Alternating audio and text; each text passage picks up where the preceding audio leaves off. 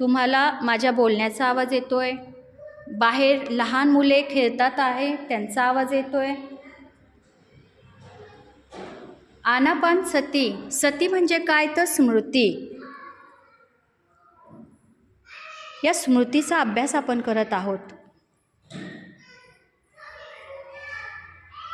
नाकाच्या त्रिकोणावर लक्ष द्या. येणारा श्वास, जाणारा श्वास, बाहेर पडणारा श्वास, आश्वास प्रश्वास. 4 प्रकारच्या स्मृती आहेत. स्मृती 4 प्रकारच्या आहेत. अनुस्मृती 6 प्रकारच्या.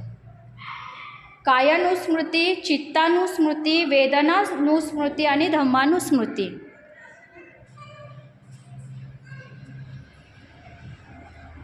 कायानुस्मृतीमध्ये तुम्ही तुमचं शरीर पाहता. हे शरीर जराधर्मी आहे, कुजणारं आहे, जळणारं आहे. केस काळे आहेत आत्ता, ते काही दिवसांनी पांढरे होणारच आहे आणि हे सत्य, हे तुम्ही अनुभवायला शिकता.